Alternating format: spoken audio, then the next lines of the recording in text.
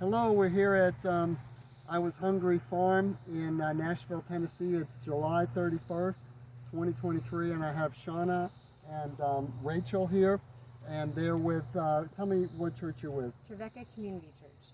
Yep. And so they've been doing a distribution on Monday nights for the Trevecca Towers people, and could you just explain a little bit? I've never been there, but could you explain a little bit about what's going on and how that all works? Yeah, so our church is located in the inner city of Nashville, and it is technically in what is considered a food desert. The church is also next to some large apartment buildings that are Section 8 housing, which means that all of the residents there get some kind of government assistance. Some because they have physical differences that keep them from working, or mental health conditions, or age. So there's a variety of reasons that people live in the towers. They have disabilities? Yes. Yeah. Okay. Yeah, or differently abled, and so it's a group of folks who, many of them, in order to get groceries, have to ride the bus to get groceries. Yeah. And so, as our church was praying alongside our neighbors who lived in the towers, there was a group that really discerned, what if we could bring fresh fruit and produce, which is the most difficult item for them to get. It's easy to get canned goods at a food pantry. But what they really were wanting are fresh fruits and vegetables, because it's very difficult to get. And so there was a group that discerned, hey, could we work with local farmers and food distributors to get fresh produce to the towers, to actually set up something that we call the neighbor stand. So once a week, we set up a stand that's a little bit like a small grocery store that primarily has fresh fruits and vegetables. And so, have you been there, Rachel? Yeah, I actually went this past Wednesday. We have got fruits from different, like you said, distributors and grocers.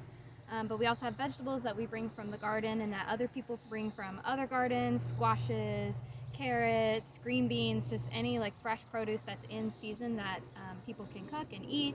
And so neighbors can come through, they get to pick what they want, they get bags, they can take a handful of okra or a bundle of carrots, or if they don't really like okra, they can skip the okra and just take whatever they want, but that way they have the opportunity to get something fresh, something that was grown locally, as much as possible that we can get those things. So it's really an awesome opportunity for them.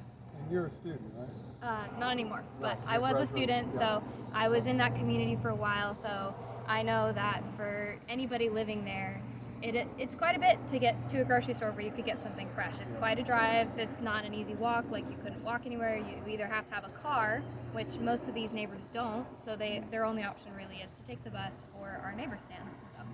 And your initiative has made a big difference, Rachel, helping make it known, getting other people involved, so I really appreciate you doing that. In fact, we actually surveyed the residents before the neighbor stand opened and before they had access to the vegetables like you grow here, and discovered that the food insecurity rate actually, then went surveyed them again a year later after they had the neighbor stand and had your vegetables available to them, and we saw a significant decrease in the amount of residents who said that they feel like they can't get the fresh fruit and vegetables that they want. So it really has made a difference, and we have statistical proof to show that, along with the stories and friends that we've made in the process who are really, really grateful. Yeah. Now, a lot of the people living in the tower, are they elderly? Are they mostly women? Women and men? There's a wide variety. It began as a retirement center, and so it was mostly for the elderly after they had finished working years, who were on government assistance and things like that. But then in recent years, it's been opened up to anybody who qualifies for Section 8. Okay. And I believe, I'm not mistaken, I think it is actually the largest apartment complex of Section 8 housing in the state of Tennessee. Wow. Or it was at one point. Yeah. So. And so there are people on Medicaid and people on welfare and just various things. Okay. Yeah. Wow, that's amazing. So the the idea behind I Was Hungry Garden was, it's really out of Matthew 25, the parable of the sheep and the goats. And Jesus says, I was hungry and you gave me something to eat, meaning that when we take care of the poor, we're actually helping Jesus, and it's that's sort of mysterious how that all works, but we actually have fellowship with Jesus when we engage in helping the less fortunate, which is an amazing thing. And so that's the theory, and so that's the practice, and so Wednesday nights at 6, and Saturday mornings at 9 a.m., 6 p.m. on Wednesday, 9 a.m. on Saturdays. Volunteers come and they help. And the soil here is unbelievable. We've been blessed with incredible soil. It's about 5 feet of just pure chocolate straight down. We have a well, so we have a lot of water.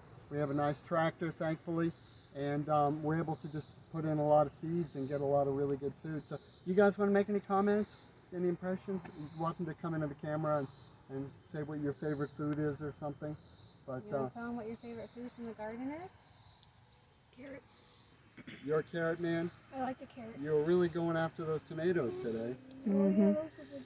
And you're And the saying grapes. last year you really loved the bell peppers. Yeah, I really like the carrots and the bell peppers. Yeah. And so Carrots are our favorite. right now we're getting ready for the fig season, and that's really in pawpaw season. That's really a lot of fun when those come in because they're really sweet, and also the muscadine grapes, which are on this building here. You can, yeah. So those are all muscadines, and we've got a lot more this year. A lot more has been pollinated, and we've set a lot more fruit. So that's exciting. So you guys will be getting that while I'm traveling. So, but thanks for watching our video, and thanks for your concern for the poor.